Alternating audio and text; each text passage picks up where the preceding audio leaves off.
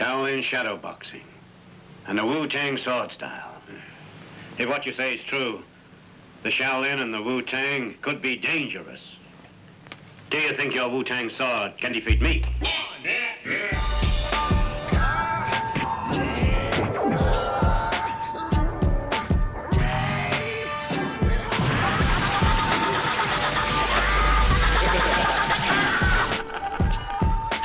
Mais d'où cette fantastique connaissance et cette énergie peuvent-elles venir ? Bonjour à tous, nous sommes avec Pierre Sery, patron des éditions Kotoji. Salut. Kotoji, pour ceux qui ne connaîtraient pas, c'est Blood and Steel, c'est Old Man, c'est Annie et Kuma. Mais encore, raconte-nous un petit peu l'histoire de Kotoji. L'histoire de Kotoji, on va revenir d'un point de vue historique. Donc on est une maison d'édition qui est basée à Nancy, dans le nord-est de la France. Et moi je suis arrivé à Nancy en 2005 et je me faisais chier. Donc du coup j'avais envie de me faire des copains. Donc j'ai monté une assoce autour du manga. Je me suis fait des copains. Et avec ces copains on avait monté un fanzine. Et de ce fanzine on commençait à tourner un peu sur des salons. C'était sympa. Puis les copains m'ont dit qu'est-ce qu'on fait si on veut publier nos propres bouquins. Je dis on crée une boîte. Donc c'est comme ça qu'est né Kotoji, sur un petit coup de tête on va dire de créer une boîte. Donc je suis allé chercher mon vieux copain de fac Pierre-Nicolas Taillarda, dont le métier était d'aider les gens à monter des entreprises. Et puis il a mis de l'argent dedans aussi. On avait depuis des années voulu créer une boîte ensemble et on s'est dit tiens on va se lancer là-dedans. Donc en faisant ça à côté de nos boulots respectifs. Est-ce que vous aviez des parcours justement dans l'édition ? Absolument pas. Non, on est tous les deux juristes de formation. On a fait la fac de droit ensemble. Alors moi, j'ai une formation en droit de la propriété intellectuelle, donc on va dire pour les contrats et les droits d'auteur, ça aide beaucoup. Mais au-delà de ça, non, on n'a aucune formation en édition, donc on a tout appris tout seul. Sur le tas, et avec toutes les conneries qu'il fallait qu'on fasse, à force de faire des conneries, on a appris à faire des meilleurs bouquins, on va dire.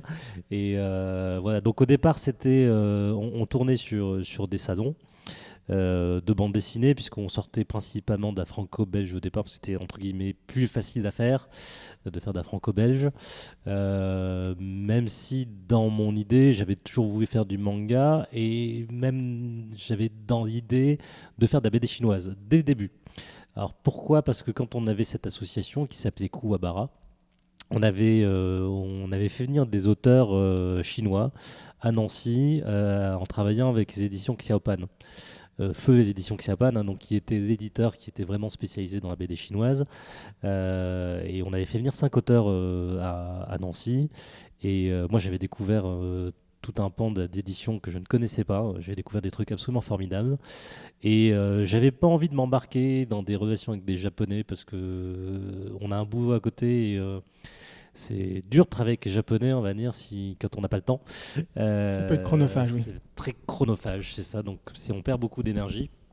Et du coup, travailler avec les Chinois, c'était quand même beaucoup plus simple. Et puis, d'un autre côté, j'avais cette idée de dire qu'est-ce que moi, en tant qu'éditeur, j'apporterais au marché en faisant du manga japonais. C'est-à-dire qu'on a déjà un paquet d'éditeurs, 12-15 éditeurs, un truc comme ça, qui font du manga. Voilà, qu'est-ce qu'on apporterait de différenciant là-dessus ? Les autres font déjà très bien le boulot. Voilà, donc il fallait qu'on trouve notre identité là-dedans. Et je pense que nous, là-dessus, on a un rôle à jouer et on joue notre rôle d'ailleurs aujourd'hui. Alors, donc je reviens. Donc là, on a créé la boîte en décembre 2010 et on a commencé à sortir notre première licence chinoise, qui c'est un titre de Nishongrui qui s'appelle La Belle du Temple hanté. Nishongrui, c'est l'auteur notamment du Juge Bao aux éditions Fei. Et en fait, La Belle du Temple hanté, c'est... alors moi, je suis un grand fan des vieux films de Hong Kong des années 80-90. On va en reparler. Et La Belle du Temple hanté, c'est une histoire de fantôme chinois, comme la série de films de Ching Xiu Tung, je sais pas si je prononce bien, qui était produit par Tsui Hark. Voilà, donc moi, ça m'intéressait de reprendre cette histoire, sachant que c'était une réédition d'un titre qui avait été publié chez Xiaopan à l'époque, mais qui à l'époque ne s'était vendu qu'à 300 exemplaires sur toute la France. Donc voilà, nous on a voulu redynamiser le truc, relancer parce que c'est vraiment un auteur qu'on adore et c'était dommage que le truc finisse perdu comme ça. De l'autre côté, voilà. Et donc on avait repensé notre stratégie à partir de 2013 et parce qu'on avait, voilà, on était encore dans notre culture de fanzineux finalement jusque-là, entre 2011 et 2013. Et pendant un an, on a arrêté de sortir des titres. Totalement. Pour se relancer, on a changé de distributeur aussi parce que voilà, on voyait qu'avec notre distributeur précédent, ça ne marchait pas. Et on a voulu prendre une autre dimension. Et depuis octobre 2014, du coup, on a lancé les titres d'un auteur chinois qui s'appelle Pocket Chocolate. Qui aujourd'hui est au-delà d'être notre auteur, un de nos auteurs phares, c'est aussi un ami. On a une vraie politique d'auteur avec lui et c'est à partir de là effectivement qu'on a lancé notre fameuse collection qui s'appelle Asian District, du coup où on édite toutes nos licences asiatiques. Du coup, quelle est la différence entre Kotoji Édition et Asian District? Alors Kotoji, en gros, c'est nos activités de création en bande dessinée et aussi en manga, parce qu'on a du coup notre titre français d'équipe Z. Mais qui est un titre de création pure. Et du coup, Asian District, c'est vraiment donc notre label de titres qui viennent d'Asie. Donc là, on achète des droits. Et on a créé une troisième collection, du coup, qui s'appelle Kotoji, pour nos titres jeunesse. On voit Annie et Kuma. Notamment. Donc là, on a des titres comme Châtaigne, la Brigade des Inventifs. On devrait sortir prochainement, dans les mois qui arrivent, on attend le contrat depuis des mois, un titre japonais en jeunesse, on espère sortir d'ici la fin de l'année. Mmh. D'accord. Est-ce qu'on peut revenir un petit peu justement sur Pocket Chocolate? Est-ce que tu nous parles un petit peu de la rencontre justement avec cet auteur? Ouais, alors Pocket Chocolate, c'était né d'un... en fait, c'est un truc très con, parce que quand on s'est lancé dans la licence asiatique, on savait pas comment on faisait. On savait pas comment ça marchait. Je bossais dans une collectivité territoriale à Nancy, et il y a un collègue de travail qui voit mes BD en fait dans ma bibliothèque au bureau, et il me dit ah, c'est quoi ces BD? Je dis bah écoute, je suis éditeur, voilà, je publie des titres, ouais, j'aimerais bien, je suis un fan de manga, etc. Il me dit ah bah c'est marrant parce que mon cousin, c'est un ancien de chez Pika Édition. Tu connais? Je dis ouais, je connais bien sûr. Et il me dit bah il a quitté Pika parce qu'il en avait marre de bosser avec Hachette, il a décidé de monter son business de vente de droits. Et il me dit ça tombe bien, dans 2 semaines mon cousin vient à Nancy, donc ce serait bien que tu le rencontres. Je dis oui, ça serait bien que je le rencontre. Et on se rencontre et je lui dis bah écoute, moi ce que j'aimerais c'est plutôt faire de la BD chinoise. Il me dit ça tombe bien parce que je suis devenu l'agent exclusif en Europe pour une agence chinoise du coup qui a travaillé avec Saopan notamment, enfin, qui était l'agence principale en fait qui a fait venir le plus de titres en Europe de Chine. Et donc c'est né de là, et un des premiers titres, donc il m'a sorti 2 titres, il m'a sorti La Bête du Temple Hanté, qui a été le premier titre qu'on a voulu sortir, et le deuxième c'était le titre de Pocket Chocolate, qui s'appelait Crystal Sky of Yesterday. Et on a eu coup de cœur tout de suite sur le titre, et on a fait d'abord un test avec le titre de Nishongri, et puis après on est parti développer avec Pocket. Ok. Je voulais aussi qu'on revienne, ça j'aurais dû le faire avant. Justement, tu parlais de ton amour pour les films chinois des années 80-90. Qu'est-ce que tu peux nous en parler un petit peu rapidement, hein, juste pour qu'on se situe? Parce qu'après, j'aimerais bien qu'on parle de Blood and Steel. Ouais, en gros, les années 80-90, c'était vraiment l'âge d'or pour moi du cinéma de Hong Kong.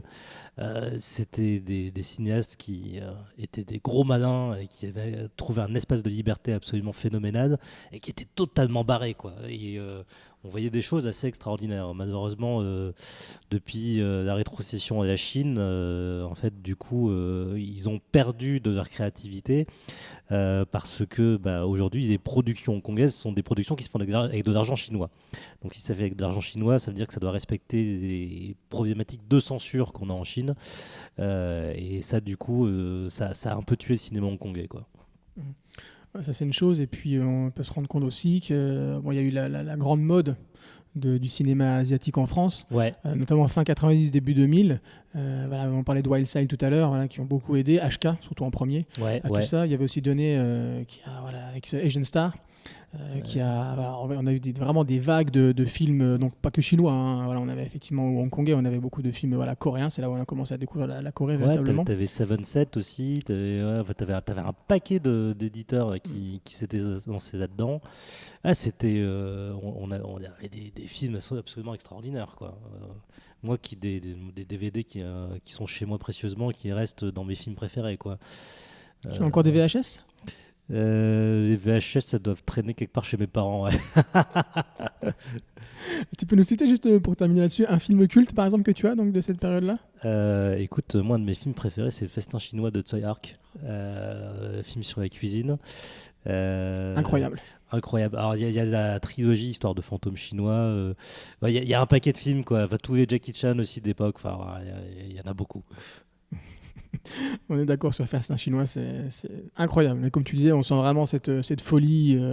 Et se dire, on peut faire ce qu'on veut. On peut faire des combats justement avec de la nourriture, avec des cuistots. C'était voilà. Puis en termes, voilà, vu que les moyens étaient limités et puis qu'il y avait surtout pas beaucoup besoin d'autorisation là-bas pour tourner ou pour faire certaines cascades, on se rend compte vraiment de la liberté qu'ils pouvaient avoir et que maintenant, on a l'impression que c'est disparu. Il faut dire qu'on n'a plus grand-chose qui nous arrive non plus. Non, et en même temps, moi, c'est ce qui m'a motivé à regarder ce qui se passait du côté de Hong Kong. Ce que je me suis dit, Hong Kong, c'est un territoire qui a connu une certaine liberté, qui connaît toujours une certaine liberté. Et du coup, quand je voyais tous ces films, je me dis, il y a forcément des créatifs dans la bande dessinée des mecs qui sont pareil, totalement barrés, qui ont une vraie vision artistique. Et ça, du coup, c'est ce qui m'a fait découvrir Blood and Steel au final. Très bonne transition. Donc, justement, parle-nous de Blood and Steel, parce que c'est vrai que nous, on s'est rencontrés dans d'autres circonstances, puis après on s'est revus justement par rapport à Blood and Steel sur le livre, sur la place, je me souviens bien, et qu'on a, voilà, on a bien accroché parce que voilà, il y avait Félix Hips qui était là, tout à fait pour dédicacer. Et c'est vrai que nous, voilà, chez Arukia, on est de gros fans du même cinéma dont tu viens de parler. Et Blood and Steel est en plein là-dedans, de Wu Chiapian, on est en plein dedans. Est-ce que tu peux nous parler justement de comment Blood and Steel est arrivé chez Kotoji? Alors, Blood and Steel, c'est venu donc dans mon idée de trouver des titres qui venaient de Hong Kong, parce que je voyais très vite que ce que mon agent me proposait en titre chinois était hyper limité, ne correspondait pas à ce que moi je cherchais. Ce qu'il faut savoir, c'est qu'en Chine, du coup, il y a spontanément, je dirais, il n'y a pas de censure, mais je dirais qu'il y a une autocensure des auteurs pour ne pas se faire censurer, du coup, par les éditeurs. Et parce que les éditeurs, en fait, on est éditeur en Chine que si on a un agrément de l'État. Donc, c'est-à-dire que c'est des numéros ISBN, donc des numéros d'identification d'éditeurs, qui sont donnés au compte-gouttes par l'État. Et à partir du moment où tu as un numéro ISBN, c'est que tu as la solde de l'État, entre guillemets, quoi. Et donc du parti. Enfin, du parti, parce qu'il n'y a qu'un parti en Chine. Donc ce qui limite forcément la créativité, et là du coup je me suis dit bon, il faut que je regarde quand même ce qui se passe ailleurs, et c'est là que donc je suis allé sur un site qui s'appelle Taobao. Taobao, en fait, qui est une plateforme c'est un eBay chinois, en fait, tout simplement. Et j'ai regardé les titres, j'ai regardé des couvertures, j'ai dit oh putain, des couvertures à claque, j'ai commandé, puis voilà. Donc j'ai découvert comme ça. Aussi simple que ça. C'est aussi simple que ça. Et quand on voit le titre, on se pose la question comment ça se fait que personne n'ait craqué dessus avant, quoi. Parce que, alors, ce qu'il faut savoir, c'est que les éditeurs, d'abord traditionnels de manga, ils ne regardent que ce qui se passe au Japon. Ils ne regardent pas ce qui se passe de l'autre côté, puisque voilà, ils ont déjà suffisamment de choix avec ce qui se passe au Japon. D'autre part, ils ont vu qu'il y a des éditeurs qui sont cassés les dents, qui ont coulé les uns après les autres, et on voit notamment pour la Corée, ça on pourra en reparler aussi. En Chine, du coup, il y avait Xiaopan qui s'était lancé, qui avait vite coulé. Il y avait Soleil qui avait lancé une collection qui s'appelait Hero, du coup avec des titres hongkongais. Ils se sont plantés. Il y a Casterman aussi qui avait, du coup, dans la lignée de Xiaopan, avait essayé de se lancer dedans, pareil. Enfin bon, il y en a eu quelques-uns quand même, hein. Paquet aussi s'était mis dedans, voilà. Donc tous s'étaient plantés. Donc forcément, les éditeurs ils se sont dit non, c'est pas fait pour nous. On va pas aller de ce côté-là. Et donc ceci explique cela. Et d'autre part, c'est que ce titre n'apparaissait dans aucun catalogue. Et parce que en fait, le réflexe des éditeurs, c'est qu'ils ont des homologues éditeurs qui leur fournissent des catalogues et voilà, vous trouvez des bouquins comme ça, quoi. Sauf que, effectivement, le studio qui a créé le titre n'a gardé ses droits internationaux. Donc, ils ont gardé leurs droits internationaux, bah, forcément, c'était dans aucun catalogue d'éditeurs. Et c'est comme ça que finalement qu'on est passé devant tout le monde. Ce qui est assez incroyable, parce que voilà, quand on pense en plus à... bien évidemment, parce que dedans, on parle de l'école Wudang. On parle de cette école-là, donc on parle Wu-Tang. Wu-Tang Clan, ouais. Voilà, on se dit, mais comment ça se fait que les Américains... il est distribué aux États-Unis, par exemple? Non, il n'est pas distribué aux États-Unis. Le marché du manga est encore très différent aux États-Unis. Il n'y a pas la diversité que nous on a en France, clairement. Donc, le principal éditeur de manga qui existait à l'époque, qui s'appelait Tokyo Pop, a coulé parce que la principale chaîne de librairie américaine qui s'appelait Borders, je crois, a coulé. Donc du coup, et eux, ça a tué totalement leur marché, quoi. Alors sur Hong Kong, on a sorti un autre titre qui est assez formidable, qui s'appelle Dragon Axiom. Dragon Axiom d'une auteure, donc première auteure femme dans notre catalogue, et je peux vous annoncer qu'on va avoir d'autres auteurs femmes dans les prochains mois, années. Là, ça va se développer pas mal. Et donc, qui s'appelle Little Cloud, donc qui nous vient de Hong Kong. Et ça, c'est une petite pépite qu'on a découvert. Parce que ce qu'il faut savoir, c'est qu'à Hong Kong, il y a... Parce que si vous voyez, nous, sur notre marché de la BD asiatique, on est très concentré sur tout ce qui va dans le rayon manga. C'est-à-dire que tous les titres qui ne vont pas dans un rayon manga, qui sont plutôt plutôt plus proches de la franco-belge, mais pas suffisamment pour se vendre, où les libraires ne sauront pas où les placer. Donc nous, vraiment, on fait tout ce qui se rapproche du manga. Et dans ce style-là, il y a très peu d'auteurs en fait qui font ça à Hong Kong. Et auteur que j'ai découverte, pareil, qui était dans aucun catalogue indépendante, et elle, j'ai découvert, c'est marrant, elle faisait partie, je me suis dit, il doit forcément exister quelque part une fédération des éditeurs de BD à Hong Kong. Ça doit exister. Et ben, je suis tombé dessus, site en anglais. Et dans donc il y avait tous les éditeurs de Hong Kong qui étaient dedans, et 2 auteurs indépendants. Et je suis tombé sur elle. Je suis tombé sur son site, j'ai dit oh putain, c'est bien. Et du coup voilà, donc j'ai contacté directement comme ça. Alors Dragon Axiom, c'est 2 personnages, Feneten et Zacus, qui vivent dans un monde un peu de fantasy, où vivent des dragons, et tous 2 vont partir à la recherche d'un dragon légendaire. Voilà. Et série en 3 tomes. 3e tome sort dans un mois. On espère. Ouais, parce que c'est vrai que j'avais lu les 2. Oui, les 2, je les avais lus cet été. Ouais, c'est ça. Et ce qui est marrant, c'est que c'est vrai que ça peut être lu autant par des adultes que par des enfants. Ouais, tout à fait. Et puis on va en retirer chacun des choses complètement différentes. Et c'est extrêmement poétique, on peut le dire, extrêmement poétique et extrêmement, on va dire, pudique dans l'écriture et dans ce qu'elle peut décrire. Dans l'esprit, alors moi j'aime bien comparer Dragon Axiom à un auteur japonais que j'adore qui s'appelle Hiroyuki Asada, qui a fait notamment du coup une série qui s'appelle Letterby, qui était sortie chez Kana, et on est vraiment dans l'esprit Letterby en fait, pour ceux qui connaissent, quoi. Tu faisais allusion à tous les éditeurs qui sont un peu cassés les dents sur les mangas non japonais. Aujourd'hui, on voit que pour toi, ça marche. Il y a Urban China aussi qui se lance. Ouais. Le manga français commence à prendre. Est-ce qu'il y a une vraie dynamique aujourd'hui pour ce qui est non japonais dans le public, par rapport au public français? Alors, je dirais qu'on arrive dans un cycle, une dynamique peut-être. Urban China, sans vouloir être méchant, je suis pas persuadé que ça marche si bien que ça. Donc voilà, ça c'est mon avis personnel, mais j'ai pas les chiffres sous les yeux, donc voilà. Enfin, en tout cas, je ne pense pas que ça marche aussi bien en fonction des moyens qu'ils ont mis, quoi. Effectivement, ça semble pas trop prendre au niveau des parutions. Non, et puis après, eux, ils sont sur un créneau bien différent du mien. Eux, ils sont vraiment dans du format à la Casterman. Du coup, ils sont plus dans du roman graphique. Bon, je vais pas vous raconter ce qui se passe en coulisses parce que c'est pas mon rôle de donner ces informations publiquement. Mais là, ils en arrivent à sortir des titres d'auteurs américains ou russes qui parle de la Chine. C'est pas forcément ce qui était dans le cahier des charges au départ, quoi.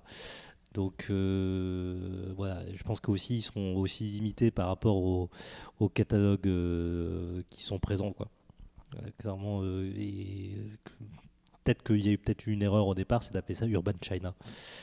Parce que forcément, nous on s'était posé la question au moment d'ailleurs, quand on a créé notre label Asian District.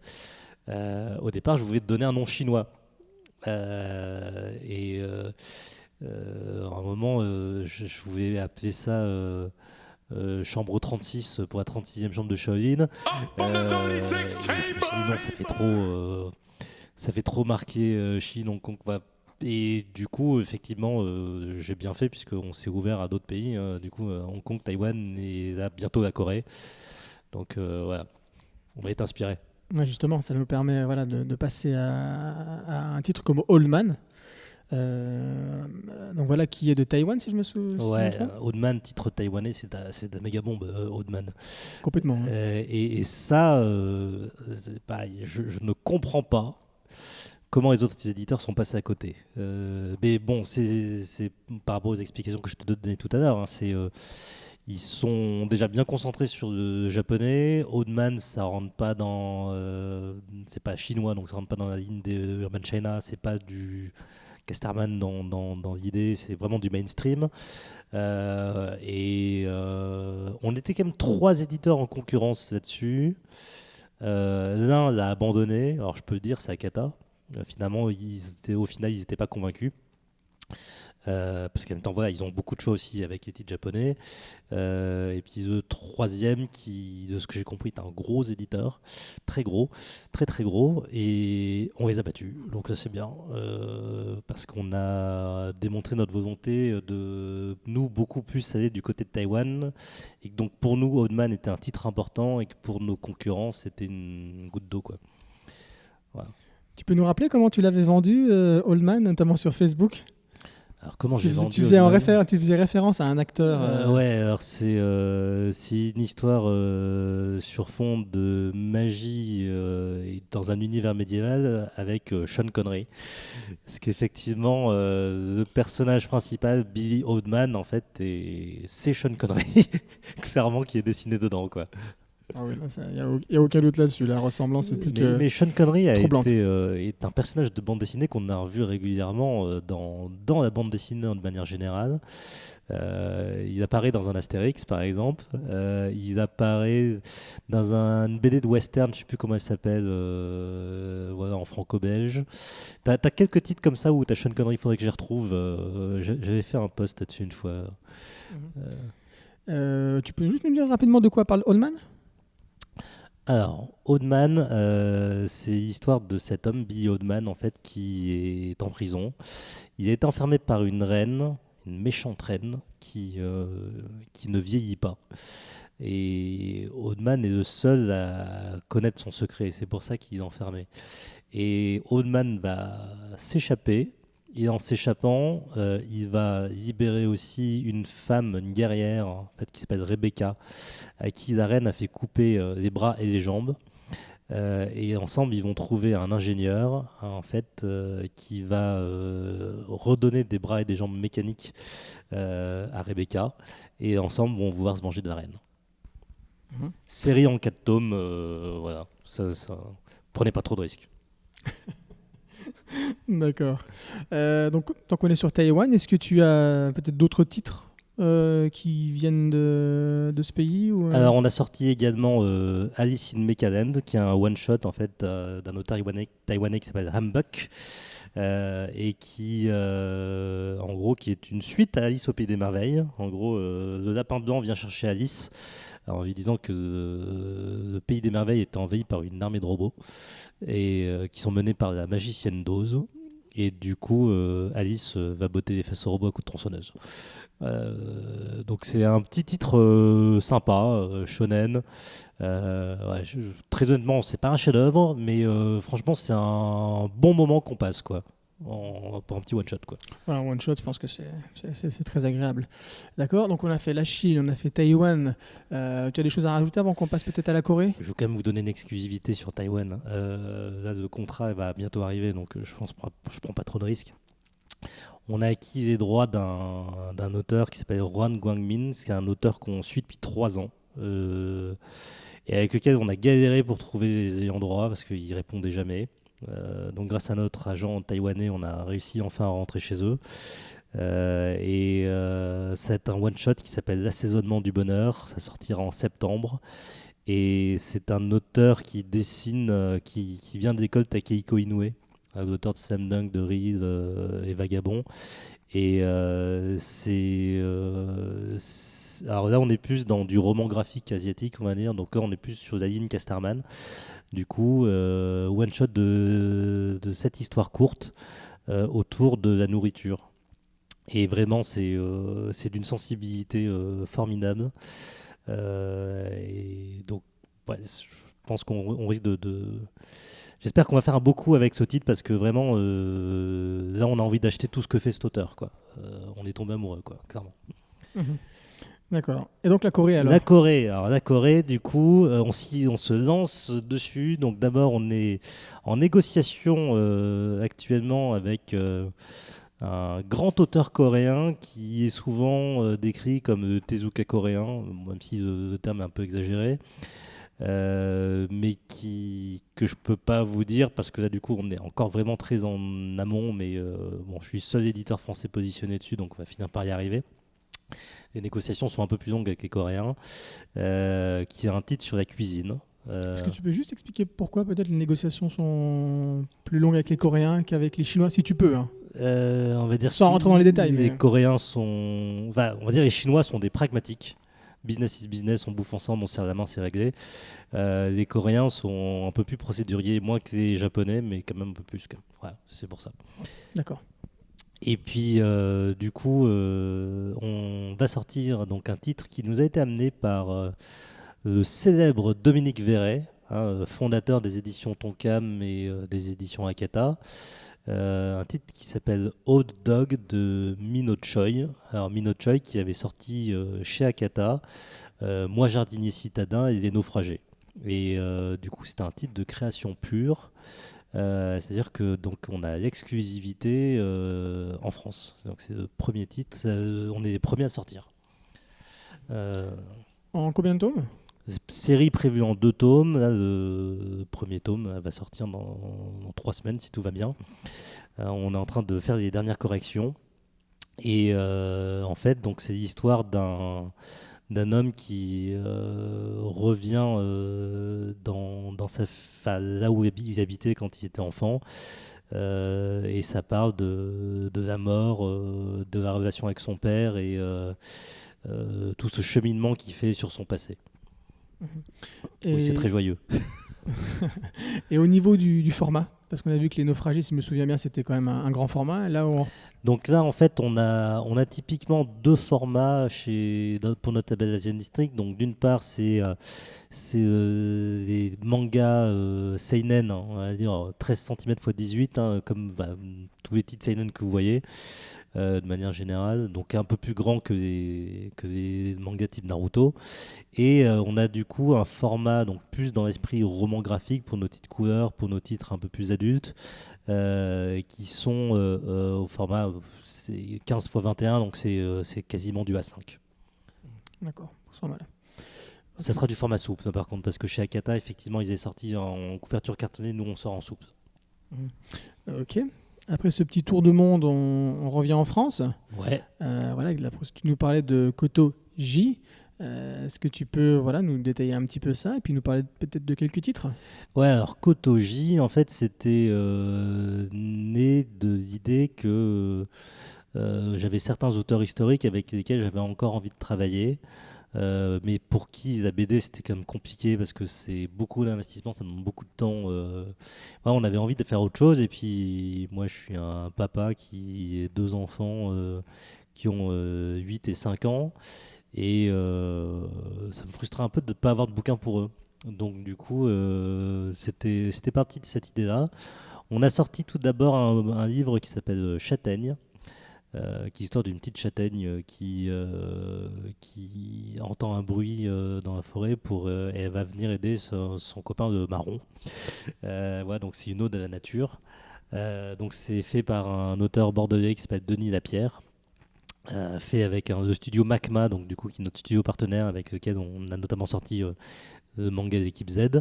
On a sorti ensuite aussi un autre titre avec eux, La Brigade des Inventifs, qui en fait est un titre pour ouvrir les enfants sur la science.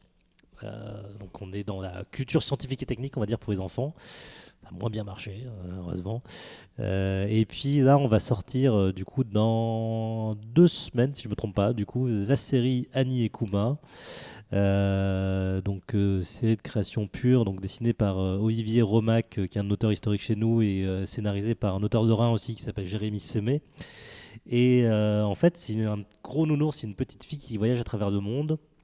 Et chaque nouveau bouquin est en fait un nouveau pays. Donc là, on sort les 3 premiers d'un coup. Ils vont en Chine, au Japon et en Angleterre. Et là, on va... L'idée de ce titre, en fait, c'est qu'il est pensé depuis le début comme un projet transmédia. Donc l'objectif, c'est d'en faire un dessin animé. Au format 2 minutes, type Trop pour ceux qui connaissent, ou Petit Ours Brun. Qui ont été un peu nos références dessus. On a fait un prototype de peluche pour le nounours Kuma et on va sortir le livre de coloriage. On a fait une carte du monde. Voilà. Donc on essaie de développer une vraie stratégie vraiment transmédia autour de ce projet-là, quoi. Oui, non, c'est une très bonne idée. Et vous avez pensé aussi à travailler peut-être avec les écoles. Moi, c'est la première chose qui m'est venue à l'esprit quand je les ai lus avec mes enfants. Je me dis ça, c'est ce genre d'ouvrage qu'on devrait avoir dans toutes les écoles. Il y a une vraie ouverture, je pense que c'est l'idée, pour les cultures, quelles qu'elles soient. Donc, qu'est-ce que vous avez pensé justement Ouais, alors par contre, c'est des réseaux un peu particuliers, donc on n'est pas dedans. Il faudrait être instit, ce serait mieux. Si vous avez une femme instit ou un mari instit, appelez-nous. Et ça, clairement, parce que l'idée, en fait, c'est vraiment c'est l'idée quand j'ai eu que je voyais avec mes gosses, c'est chaque fois, par exemple, on était en Bretagne l'année dernière. Ils m'ont dit. Mais la Bretagne, c'est en France ou pas? Parce qu'ils voyaient qu'il y avait un drapeau breton. Donc, pourquoi il y a un drapeau breton? Donc, c'est-à-dire que c'est un autre pays. Et du coup, je me suis dit, tiens, comment est-ce que je peux leur apprendre un peu la géographie, que dans d'autres pays, on parle une autre langue, qu'il y a d'autres monnaies, voilà, etc. Et du coup, c'est là que j'ai eu l'idée d'Annie Kuma. Donc, c'est un projet de commande, en fait, que j'ai fait à ces auteurs. Du coup... en disant montez-moi une structure, montez-moi 2 personnages. En gros, l'idée c'est d'avoir une petite fille et un gros Totoro. Voilà, clairement.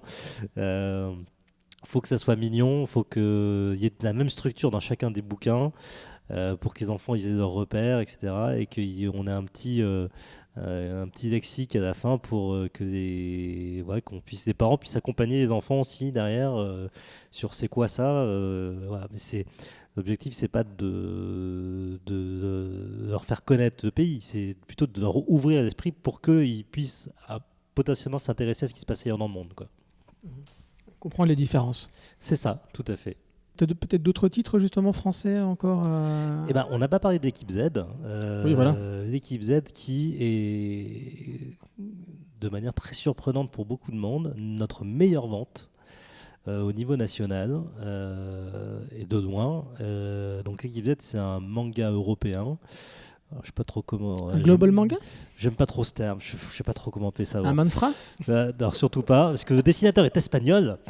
Donc, et les scénaristes sont français. Et du coup, une série sur le foot. Où on suit les aventures de Hugo et Magid qui vont intégrer une équipe monté par le coach Adrien, en fait, qui a décidé de défier l'équipe A d'un club qui vient d'être acheté par un milliardaire indien. On ne voit pas d'où il trouve l'inspiration.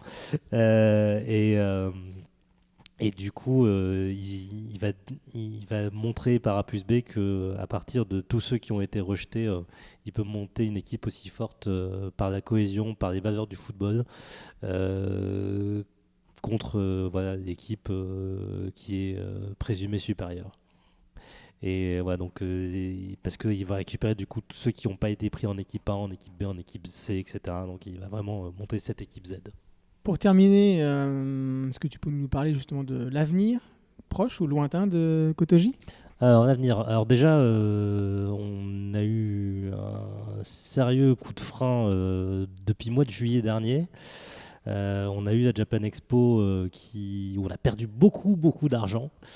Ce qui a freiné tous nos projets du deuxième semestre 2016, alors qu'on devait avoir une année 2016 flamboyante sur une année en demi-teinte, parce qu'on a eu un premier semestre de fou, et puis après, bon, ça a été un peu la cata, parce que du coup, ça a freiné. Voilà, on n'a pas sorti tous les titres qu'on aurait dû sortir au deuxième semestre, donc du coup, on se retrouve avec des titres, effectivement, comme Blood and Steel 7, Old Man 4, Dragon Axiom 3, qui sortent vraiment avec beaucoup de mois de retard, et ça, j'en suis désolé pour nos lecteurs qui nous sont fidèles. Mais là, on est en train de rattraper le retard, mais voilà, on a cravaché comme des fous, on a fait de dos rond voilà, par rapport à nos soucis de trésorerie. On n'est pas en danger, mais voilà, on a serré les fesses. Donc là, on est en train de remonter la pente. Donc là, on va avoir beaucoup de sorties. Donc avec les suites des 3 séries que j'ai citées, on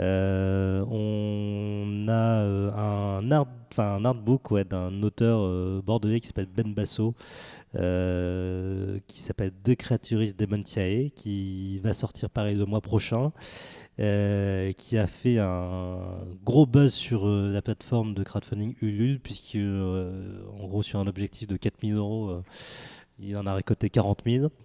Voilà, donc on a un petit buzz autour de ce titre, donc on espère que ça va bien marcher.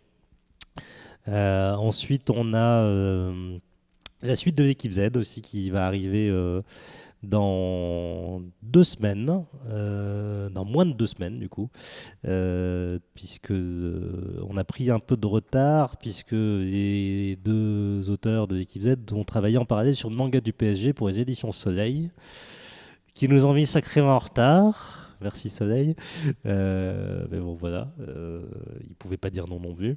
Même si depuis Barcelone, je ne suis pas sûr que les ventes voilà, sur le manga du PSG aient beaucoup progressé. Je dis ça, je dis rien. Et puis du coup, on vous réserve donc du coup pour la rentrée de septembre donc ce fameux titre taïwanais qui s'appelle L'assaisonnement du bonheur. Et un titre français qui, à mon avis, va faire beaucoup parler. Et on est assez fiers on sera fiers d'en parler le moment venu.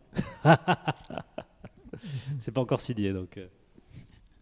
D'accord. Eh bien, merci Pierre pour cette. Tu t'es bien prêté au jeu de l'interview. Pour terminer,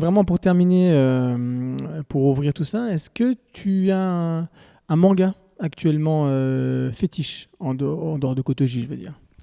Alors, en ce moment ou historiquement? En ce moment. En ce moment. Le problème, c'est que je lis de moins en moins. T'as pas le temps de lire, bah oui.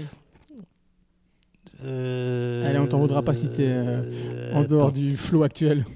Écoute, le dernier manga que j'ai eu, c'est Sherlock. Donc, du coup. Ah bah oui, justement, alors, qu'est-ce que ça donne ce Sherlock par rapport à toi qui suis la série? Moi, j'aime beaucoup parce que j'aime bien la série. Mais effectivement, je comprends qu'il y ait des gens qui. Parce que vraiment, c'est la série quoi, qui est adaptée strictement, très strictement. Mais c'est bien fait, quand même, il respecte bien le cahier des charges.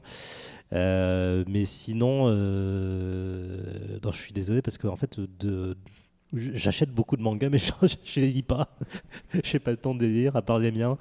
Parce qu'il faut faire mon boulot et le deuxième boulot, donc Kotoji. Donc je vais parler du coup d'un manga historique qui est mon manga préféré, c'est Slam Dunk de Takehiko Inoue, qui est the manga pour moi, ultime. Bah écoute, on te remercie. On remercie bien évidemment les éditions Kotoji. On souhaite longue vie à Kotoji et encore une ouverture telle que celle-là est à saluer. C'est vrai que voilà, comme tu l'as dit, le fait de s'ouvrir à d'autres cultures et d'autres types de mangas, donc de manhwa en l'occurrence, ça fait du bien. Manhwa, pardon, excusez-moi. Et manhwa pour le coréen. C'est vrai ? Ouais. Manhwa en Corée et manhwa en Chine. Ok, donc il y a du coup le H qui est prononcé. Merci. Donc on termine sur cette correction de prononciation. Et puis on retrouve les auditeurs de Harukia pour l'épisode 3 du mois de mai, où l'on parlera de Blood and Steel notamment. Très bon choix. Au revoir Pierre. Salut.